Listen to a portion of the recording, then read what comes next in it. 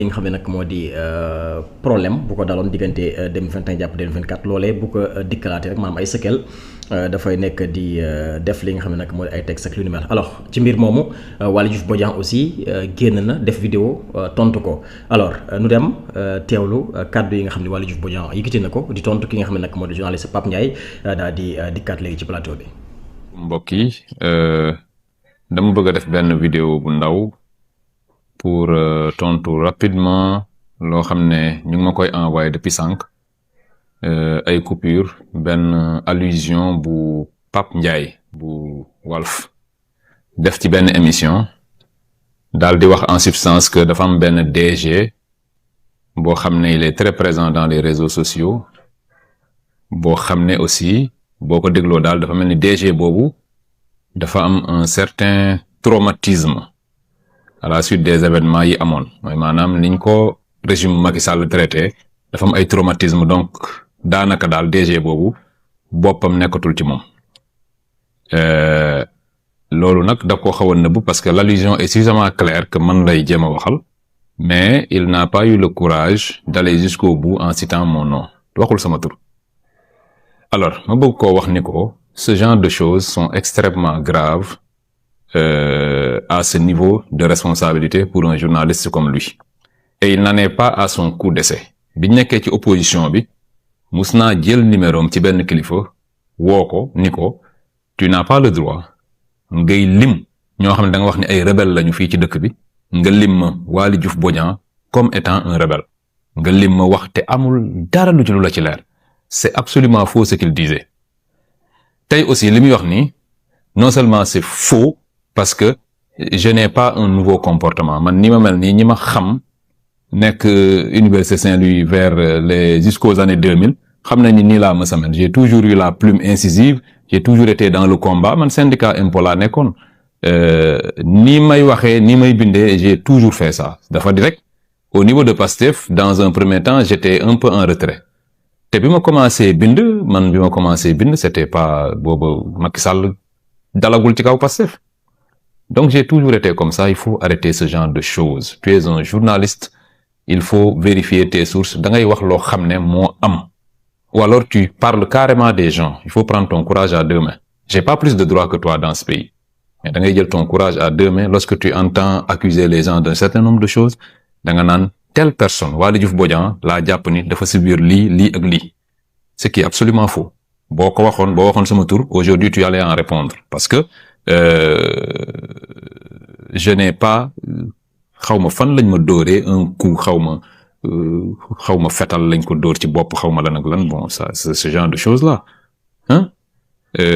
il faut arrêter de parler comme ça des gens di sànni ay wax yoo xam ne amul benn solo c'est pas parce que tu as ton émission que voilà que tu dois rechercher le buzz coûte que coûte en allant inventer des histoires sur les gens alors pour cette fois je m'en arrêterai là benn précision rek laa lay defal pour te dire de savoir raison garder maintenant si tu veux prolonger les choses tu peux effectivement prolonger tu peux carrément dire que je parle de Waly Diouf Bodiang lii ak lii moo ko dal voilà le traumatisme dont il souffre quoi voilà loolu laa bëggoon a wax maa ngi leen di remercier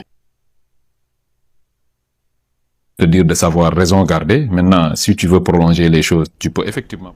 merci beaucoup Bijou alors doyen mi ngi noonu tontu bi la Waly Diouf Bodiang daal di def par rapport ak kàddu yu Pape Ndiaye bu Walf daal di yëkkati jëmale ko rek ci mu jàpp ni moom lay waxal par rapport ak ku mu jàpp ni dafa am traumatisme à chaque fois bu ko dikkalee rek dafay def li nga xam ne nag moo di ay texte ak lu mel moom Waly di ko tontu naan ko naturellement ni la mel ñi ko xam bu mu nekkee fa li nga xam nag moo ci université Gaston Berger boobu ak léegi daanaka soppeekuwul. waaw si biir Waly Diouf Bodiang lu mu tontu am na si benn wax ju ndaw. bu ma jàpp bu am solo.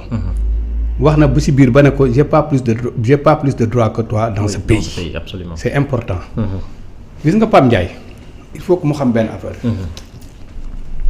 ñun ñëpp personne n'a plus de droits que keneen kii dans ce pays. ñun ñëpp dañ ci am droit. constitution moo ko tënk moo ko wax. liberté de presse dafa am. liberté d'opinion dafa am certes. wax sa xalaat kenn bañu ko ci nit mais booy wax sa xalaat wax ko d'une manière boo xamante ni nit bu ko dégg xam ni kii kat li mu wax c'est responsable. mais dama constaté benn affaire depuis un certain temps Pape Ndiaye. depuis que mu dugg ci kaso bi génn ba léegi. lu ci ëpp ci biir ay wax la yoo xamante ni day liyaar. di tudd du tudd tur di jaarale kii wala di gaaruwaale wala di wax yi kenn xamul. Wally l'a dit il faut être courageux. lit dara boo koy wax. taxaw ci plateau waxal affaire bi textuellement ni mu demee. wala boo ko mënta wax mieux vaut nga teer nga noppi. mais quand tu dis que y a un DG. boo xamante ni il est très fréquent ci réseaux sociaux yi. dañ ko dóor. xam nga waxul moom dafa ne dañ ko dóor. dañ ko dóor xaw ma matraque lañ ko dóor xaw ma ba léegi moo tax bopp bi dafa tourmenté. commencé di wax yi kenn xamul te bëggoo tudd kooku. fa nga ko doon waxee sax ñooñu waroon nañu mën a am. ñoom fulla bu toll ne ko comme yow mënoo si tudd mënoo si wax dara vraiment mun ko noppi mais tel que ni nga ko décrire Waly Diouf a parfaitement raison. génn wax ne man la bëgg a wax. ni muy waxee te ni muy waxee man la wax. parce que dafa wax ne non seulement c'est quelqu'un qui est très fréquent. mais ñaari yoon dafa génnee ñaari sorte yoo xamante ni sorte yooyu boo ko càmbaree ba ci càmbare ko ba ci biir. mais Waly Diouf Bodian lay wax. bon moom la c'est-à-dire xel yi si Waly Diouf Bodian lay wax waxuma ne Pape Ndiaye dafa wax Waly Diouf Bodian directement. mais xel yi si Pape Ndiaye lay dem ci Waly Diouf Bodian lay dem. moo tax Waly Diouf bu mu génnee wax ko ne ko bon da ngay courageux. heureusement que tuddoo sama tur parce que boo tuddoon sama tur. boo ko tuddoon di nga répondre. xam nga xëy na ci yoon nga jëm. ci yoon nga jëm xëy na loolu la si jublu moo tax te loolu gis naa ko si Pape Ndiaye dafa si fréquent. bi mu génnee si kaso bi Pape Ndiaye taxaw na fii. di défendre ay ñoo xamante ni tout ñëpp askan bi yëpp dañu leen doon défendre mun naa dañ leen doon dingat Pape Ndiaye génn na ci kaso bi mu génnee wax ne. yéen a ngi wax ni mais yuuxu dina jëf fu mu fogawul. commencé ci biir bi muy développé. wax comme si alors ñi nga xam ne dañ leen téye. muy waa Pastef wala ñeneen ñi si jamais ñu génn am na ñoo xamante ni presque bon je ne dis pas que ne dañuy négocier ci suuf. mais am na ñoo xamante ni ca biir kaso ba sax. dañ doon jooy comportement yi ñu am contrairement ak ñi nga xamante ni noonu la ko nit ñi yaakaare ils sont pas courageux dañ fa doon jooy lu nekk di ko wax te yow mënoo tudd tur yooyu nga xam ne dañ doon wax dañ doon jooy wala def dara tu n'es pas courageux et puis ni ngay doxale boobu baaxul en tant que journaliste c'est pas bon nit da ngay assumer say positions li ngay wax da nga koy assumer rawatina lii nga xamante ni moom ngay animer muy balance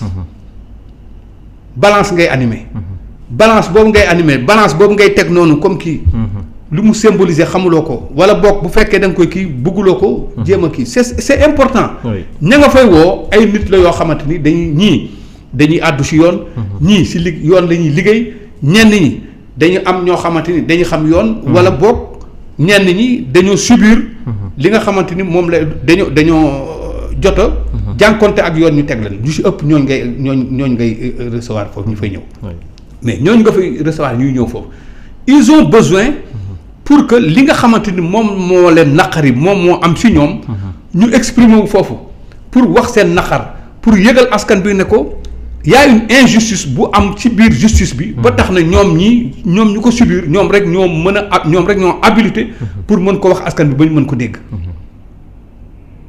donc bu ñu amee plateau bu mel noonu war nañ mën a ñëw exprimer seen mécontentement exprimer injustice bi nga xam dafa dal seen kaw loolu mooy bitu pratiquement li nga xamante ni moom ngay di ko animer mais bu fekkee dañuy dem ba léegi loolu pratique mu changé indi si beneen forme indi si leneen dafay daal di xaw a doy waar bu njëkk daan naa ko suivre parce que jamono yooyu les le jeune juriste là Pape Moussa Sow daan na fa def ay chronique vraiment yu am solo yu yëpp daan gis ba tax na yenn avocats yi daan nañ fa ñëw yenn juristes yu bëri fa lañ daan dem di waxtaan ci plateau bi askan bi daan si jëree njëriñ yu bëri mais finalement dafa dem ba bon tu ne te retrouves plus parce que c'est presque transformé en genre yu kenn xamul moo fa nekk boo rawatina nag moom mi nga xamante ni moo koy animé des fois dafay nekk en désaccord ak des fois sax ñenn ñi nga xamante ni ña nga fa bon si bien que askan bi objectif ak askan bi bitu émission bi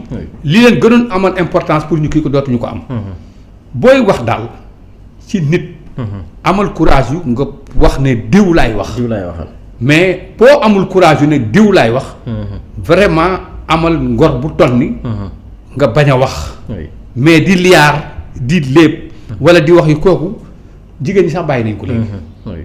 jigéen ñi sax laa la wax bàyyi nañ léegi di gaaruwaale wala def dara. yooyu nag moom vraiment rafetul ci plateau. surtout que yow ki ngay waxal c'est un directeur. responsable la ñu jox ko poste mu yor ko di ko doxal. mais nit ñi wute nañ am na y a des gens yoo xamante ni bon ils sont spontanés. am ñoo xamante ni ñoom seen façon seen far dañ koy wane ba partout ñëpp di ko gis. amuñu si demi mesure xooluñu si dara te xale bi noonu la mel. Waly Diouf Bodiang bi noonu la mel c'est quelqu'un qui est fidèle à Ousmane Sonko. Tout le monde sait que boo waxee dara Ousmane Sonko du dul dëgg. il n'hésite pas di xaar pour que Ousmane Sonko di ko jox ndigal pour mu génn. il sort génn. xooli si poste bi mu yor xooli si leneen. noonu la mel ñool kooku moom ñëpp nangul nañ ko. xoolu poste directeur bi nga xamante ni décret ko fa fal. xoolu dara moom daal c'est un kii wu Ousmane Sonko la. pour moom Ousmane Sonko boo waxee ci moom loo xamante ni du dëgg. il n'hésite pas à venir apporter sa réplique pour wax la li nga xamante ni moom nga wax ni du dëgg. wax ko teg ko ci yoon loolu lay def guddeeg bëccëg. boo ko bëggee qualifier nag ne bon ci biir loolu alors bu ko jaaree naan dafa am benn DG boo xamante ni. dafa am habitude di génn il est fréquent ci réseaux sociaux yi dañ ko doon dóor ci kii ak yooyu kan ngay nax. ak kan ngay waxal. ça c'est trop enfantin vraiment c'est enfantin il faut être un Bara Ndiaye. am courage wax li ngay wax. di jaar ci digg bi. il faut être un Ousmane Sonko. am fitu li ngay wax nga wax ko. suba bu ñu la laajaatee nga reprendre les mêmes propos wax ko. mais non nii laa ko waxee dikk yooyu gars yi xamatuñ ko de. soit booy wax ngay employer le conditionnel. wala boog booy ñëwee ngay liyaar di wax nii. pour nit ñi après déduire ne kii la ñuy bëgg a wax wala dara yooyu dafa baaxul ci ay plateau. plateau télé daal. boo ci nekk waxtaanal nit ki. lu mu mën a dégg ñëpp xam ni kii lii la wax. mais li muy wax est-ce que ci xam-xam la ko teg wala teg ko ci xam-xam est-ce que daf ko wax ci coobare boppam wala dara. bu boobaa nit ñi ñooy apprécier mais nii ngay waxee lii moom vraiment. waa di wiiri wiiri. di wiiri wiiri mënut a plaire kenn. oui alors doyen Farba nag démb nañ ko évacué woon fa li nga xam ne nag moo ci hôpital militaire bu Ouakam. Alioune Tine daal di génn jusqu'à présent di continuer mettre en garde ci kaw ki nga xam ne nag moo di Farba di ñu xamal ni place am du ci kaso ba mais fële la nga xam ne nag moo di ca hôpital donc actuellement li xew justice daf ci war a tirer li nga xam ne nag moo di les conséquences ci li nga xam ne nag moo di wàllub droit alors moom it nan nga jàngatee kawam ak wér gu yaram bi fi mu daal di toll jusqu'à présent. daanaka mi ngi jàppante diggante pavillon spécial ak fa li nga xam ne nag moo di ci hôpital militaire bu Ouakam. waaw man li ma jaaxal Alioune Tine moom fonk na Farba de bëgg na Farba trop. li muy wax ci Farba bëri na de Farba rek moom daal Farba war nañ jug ci Farba man daal affaire boobu jaaxal na ma Alioune Tine daal bëgg na Farba lool. En tout cas xaw ma daal lu xew mais Alioune Tine daal bëgg na Farba lool Farba war nañ jug ci Farba war nañ ko bàyyi war nañ kii Alioune Tine finalement dafa mel ni sax dafa rabi la vedette sax les avocats de Farba. oui Alioune Tine veut être son avocat. Alioune Tine veut être moom daal il veut être l'avocat du moom fu mu ne nii Farba daal mooy kii am mooy préoccupation. mais xanaa yëgul ne.